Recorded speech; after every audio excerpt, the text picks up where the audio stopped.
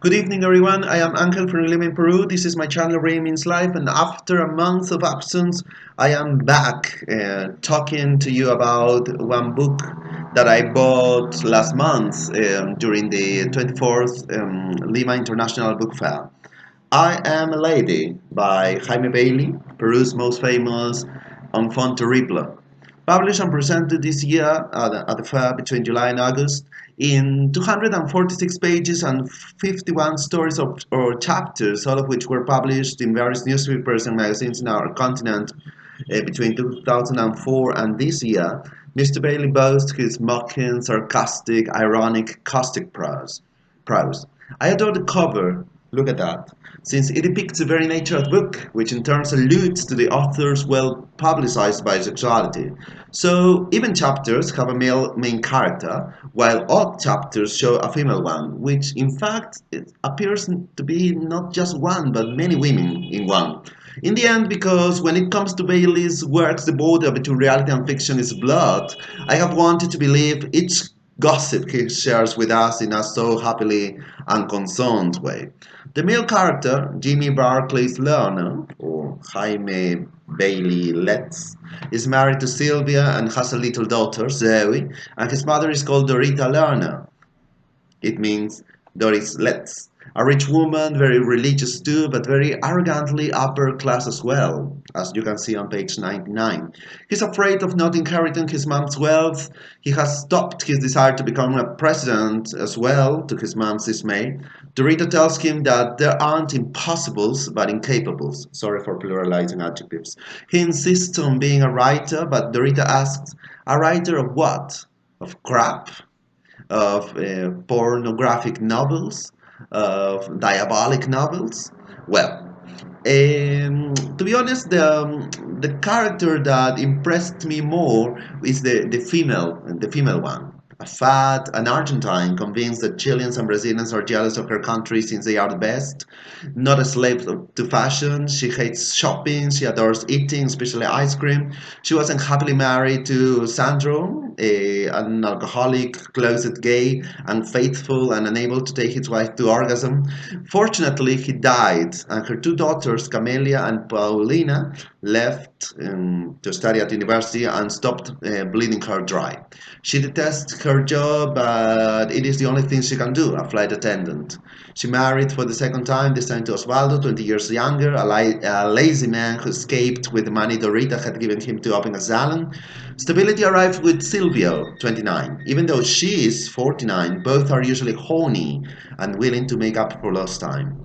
My best lines are these in the story called The Gold Nuggets, page 75. Well, I underlined that, which is in Spanish, but the translation is mine, of course. Ever since I was little, I have been so right wing. Never been a communist. I'm not an idiot. I have been a weed smoker, but not a communist. I have been a right wing weed smoker. I have snorted cocaine, but never been a pinkhead.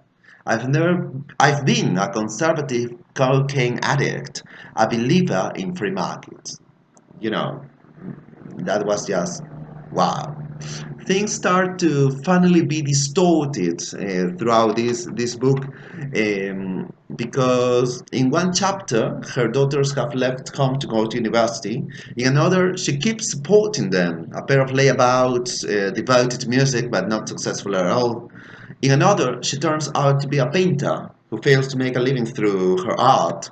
In another chapter, she's a writer whose novels are not even read by her family. So there are many women, not just one, as the cover and the title might suggest. Sandro is the origin of all her misery because he didn't let her finish her degree. However, her mother Dorita helped her and him. It was really funny how she gives money to them. She even now Dorita pays the university studies of Camelia, who says she studies management. Okay, emphasis on she says. Okay, and Camila, and sorry, the other girl. The other girl whose name is, oh my god, I forgot, okay, Paulina, who gets furious, okay, when asked what she studies. Wealthy and not working, see the difference in info, right?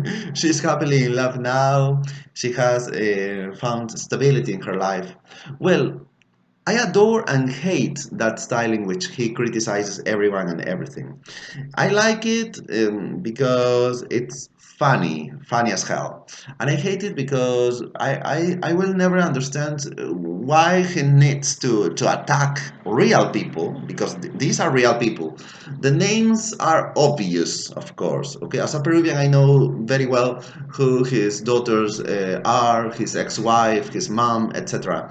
Well, he's funny but offensive. That's the dilemma I have. Who has to be beaten, isn't it? And he says cruel but perhaps true things. I don't know how little English Sandro had learned at a school, an upper middle class school.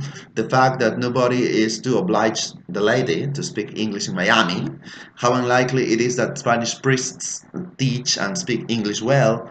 The power of money to open doors, okay, and enable something that otherwise might be closed or not permitted. Sexual abuse in the Andes, how the upper class threatens others freely, and they are not punished for that. Yes, this book will not change the history of Peruvian literature. I have not found elegant, artistic, intricate prose throughout this book, but something natural, spontaneous, that sounds like spoken Spanish. Perhaps the formula is repeated. I have just read about three books by Mr. Bailey. This is the third one, I think. So what I have read some criticism is that, well, he's repeating this formula to make it boring, perhaps.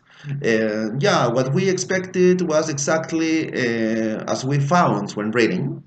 Yet Mr. Bailey never fails at making us laugh out loud.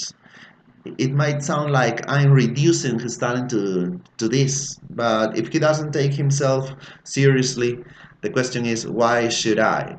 So, in just few words, give it a try and enjoy. That's what I can tell you. Bye bye.